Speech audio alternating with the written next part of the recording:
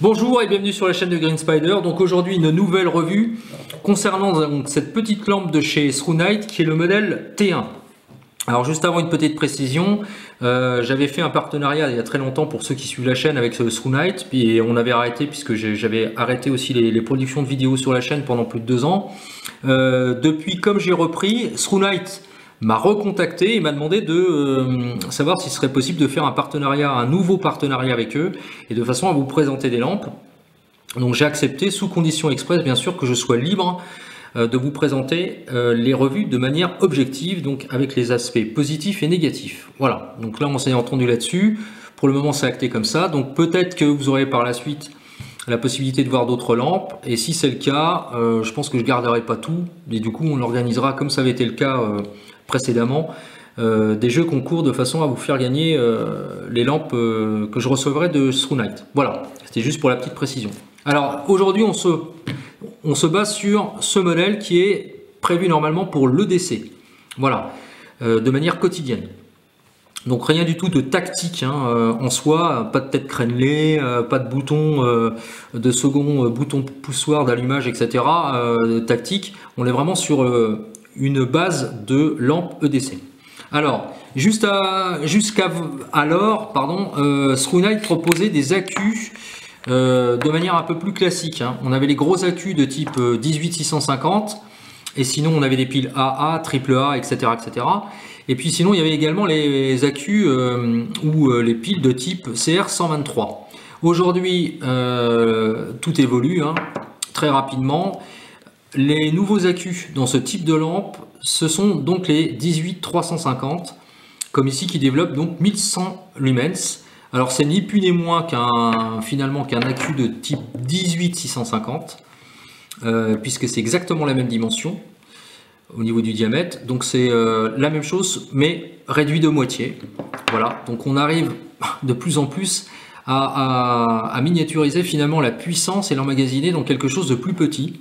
Alors même si bien sûr les accus 18650, comme on peut le voir, sont à 3400 mAh, et là c'est 1100 mAh, mais il faut savoir qu'il y a des accus qui sont beaucoup plus faibles que ça. Voilà, donc chez TrueNight, j'ai regardé quand même un petit peu, ce sont les accus les plus costauds en matière d'emmagasiner l'énergie. Voilà.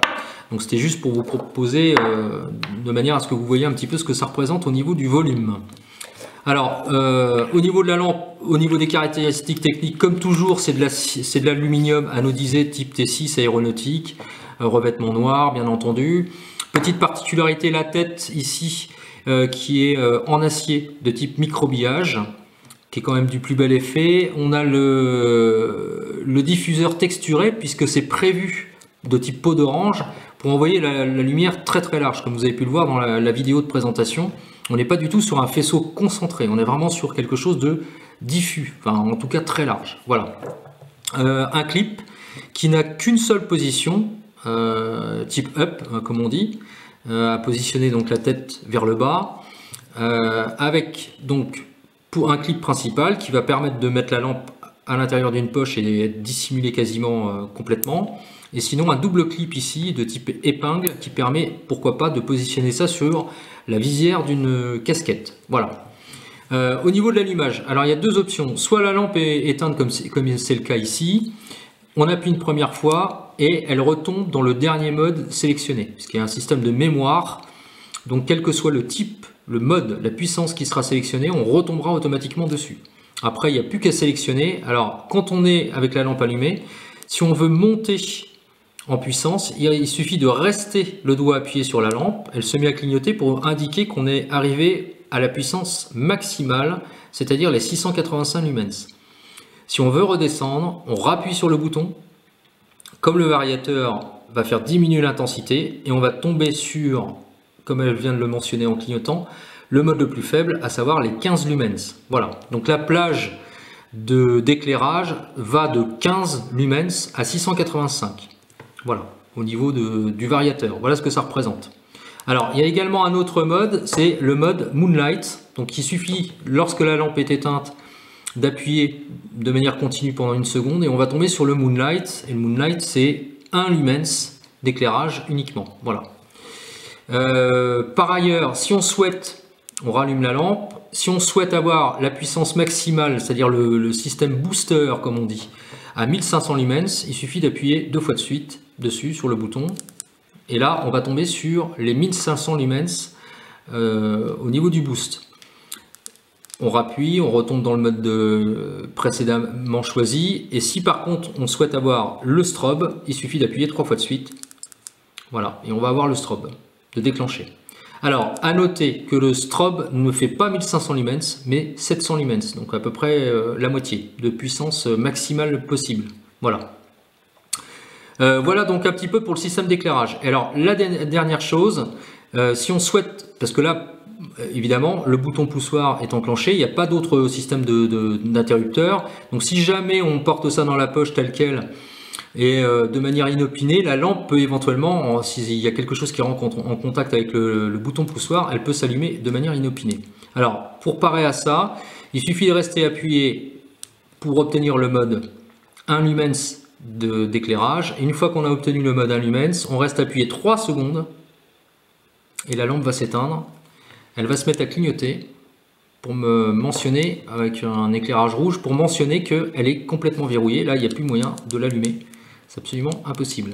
Alors, pour la réallumer, la réenclencher, lorsqu'elle est éteinte comme ceci, pour déverrouiller, il suffit de rester appuyé 3 secondes et on obtient de nouveau l'éclairage 1 lumens qui va permettre donc de reprendre après l'éclairage classique. Voilà au niveau des caractéristiques générales de la lampe. Alors, au niveau du système de rechargement, ça se recharge ici au moyen d'un câble fourni par Screwnight, mais on y reviendra dans le Rotex ici pour la tête, donc pour recharger la queue à l'intérieur de la lampe. Et puis dernière chose, l'arrière est aimanté, donc il y a la possibilité de positionner la lampe sur tout système pourvu d'objets métalliques, hein. Donc on peut penser à plein de choses et ça fonctionne.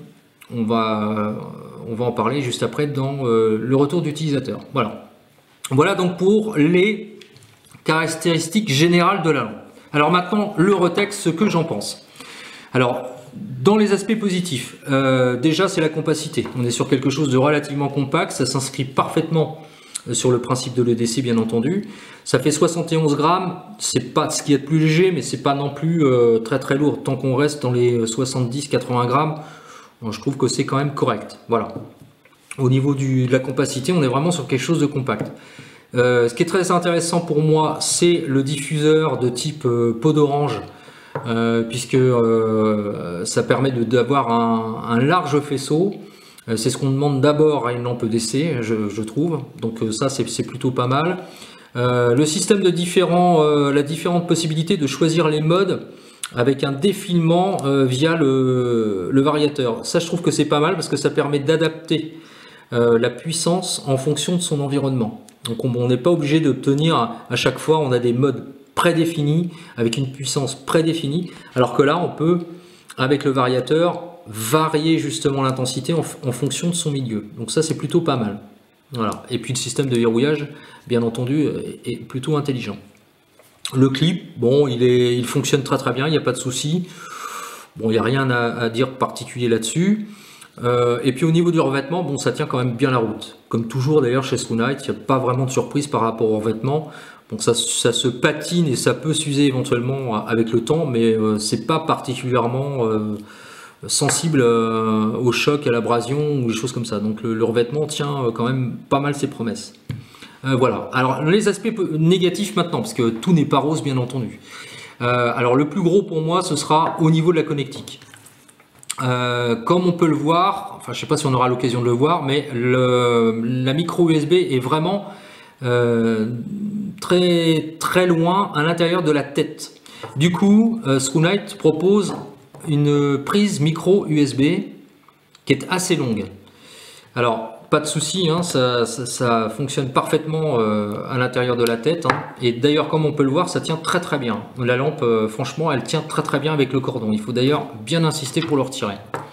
Par contre, si on veut utiliser un autre type de cordon standard de type USB, micro USB, comme on peut le voir, c'est ce modèle là, il y a quand même 3 mm de différence. Alors ça va poser problème parce que si jamais on perd ce cordon là ou qu'il est positionné ailleurs, on l'a pas chez soi et qu'on veut utiliser un câble micro USB classique, alors je ne dis pas que ça ne fonctionne pas, mais ça va être compliqué parce qu'en fait il faudra vraiment insister que ce soit bien droit, bien plaqué pour que ça fonctionne, et du coup brancher le câble alors sur l'allume-cigare de la voiture, peu importe. Mais il faudra être très vigilant pour que le cordon soit bien plaqué à l'intérieur, sans quoi la lampe ne va pas recharger du tout. Alors ça va être problématique. Et en plus, comme on peut le voir, ça ne tient pas du tout. Et j'ai pu l'utiliser avec différents câbles micro USB, le résultat est le même. Donc ça, franchement, ça pêche un peu, hein. Je pense qu'ils auraient pu faire attention à ce type de câble là. Alors soit on en trouve un autre du même type, soit on en bricole un, c'est-à-dire qu'on trouve un câble un peu similaire à ça et on découpe sur 1 mm ou 2 pour avoir un peu plus de dégagement métallique pour pouvoir l'insérer à l'intérieur de la lampe, hein. J'ai pu le faire d'ailleurs sur un téléphone Arcos qui avait ce problème là, donc ça peut se faire, mais bon, c'est pas non plus ce qui est de plus judicieux, quoi. Donc ça, franchement, ça pêche un peu. Je trouve qu'ils auraient pu penser à un autre système plus standardisé, on va dire. Voilà. Donc il faut impérativement quand même, si on veut assurer le rechargement de l'accu à l'intérieur de la lampe, hein, j'entends, il faut absolument garder le cordon précieusement. Voilà.